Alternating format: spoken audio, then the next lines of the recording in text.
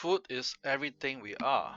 It is an extension of nationalist feeling, ethnic feeling, your personal history, your province, your region, your tribe, your grandma. It is inseparable from those from the get-go. This was said by Anthony Bourdain. COVID-19 generated thousands of global images of gloom, but also of hope. It is keeping the world on edge. For generations to come, the still images of this historical battle foisted on the human family will serve as reminders on the fragility of life and that armaments are not the only dire threat to it. Although united by a universal goal of defeating the virus, every country faces its unique battle in keeping people away from infections and death. For some, such as Singapore, the pandemic ground to a halt a cherished cultural norm. I attempted to capture these moments that few might have thought worthy. Modern Singapore was founded on the backs of migrants. They came from all corners of the world, chiefly from Asia, when Sir Stamford Raffles established a trading port in 1819. It was inevitable that in a small island that over time their cultures fuse, no more so than in everyday food.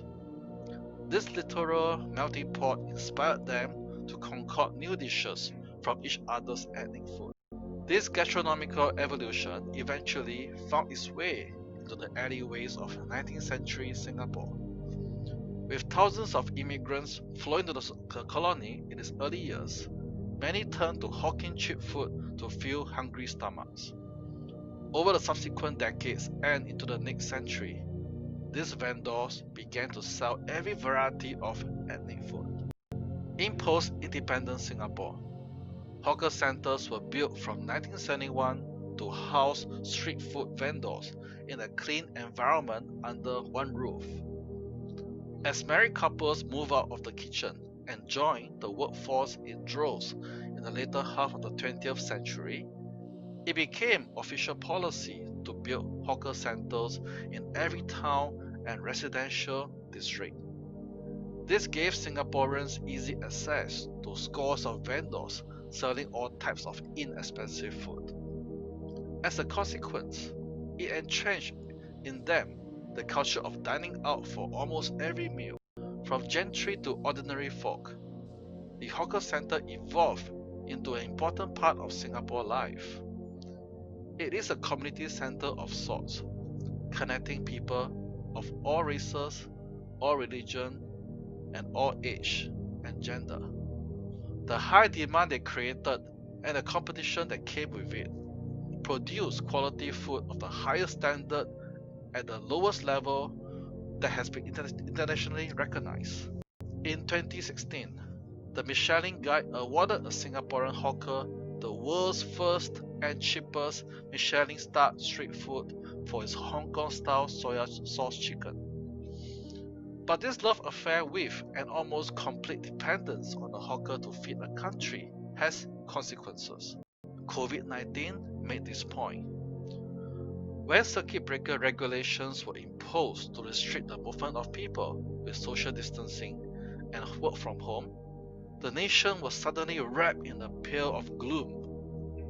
There was concern on how it will hit the hawker trade and, if any, its lasting effects on a cultural institution.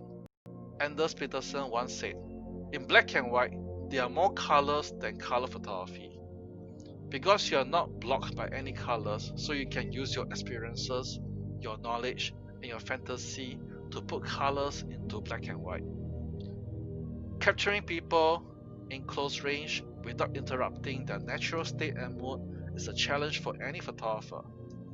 To record the events of my subjects at hawker centers as the COVID-19 pandemic unraveled from the early 2020, my choice of weapon is a stealthy Samsung NX500 mirrorless camera. It is versatile enough to sling over the shoulder and take shots while holding a tray of food in one hand and without the need to look through the viewfinder. My images taken in the 4 periods during the pandemic, which is before the virus outbreak, during the circuit breaker, and phase 1 and 2 of reopening of the economy, reveals a story of human drama. There is a social context of hawker center, the focal point of interaction for the rich and poor, young and old, families and independents, and the able and the disabled, all equal without needless hierarchies.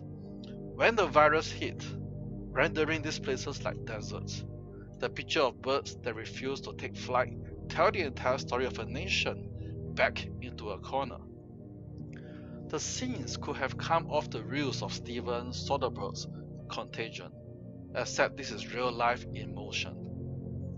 In recording this event in monochrome, I took a leaf from the pages of Martin Parr, the master of capturing human emotions who hands the responsibility of coloring them to his audience. My black and white work is more of a celebration, and the color work became more of a critique of society, he famously said. But in narrating this human drama, I follow the lead of the Cartier-Bresson, whose 35mm Leica in his day gave him spontaneity and anonymity. As a great French photographer once advised, a photograph is neither taken nor seized by force. It offers itself up. It is the photograph that takes you. One must not take photos. My work offers hope too. I covered the opening up of society in phase 1 and 2 from the eyes of hawker center patrons. After months of forced desertion, they are back at the top haunts but cautiously. The men and women working tediously in their stores breathe a sigh of relief. Once again, they are able to see the joy of their patrons taking the food they have prepared. This story is still unfolding for a nation that is holding up for emancipation of their birthright, and I am not done telling it.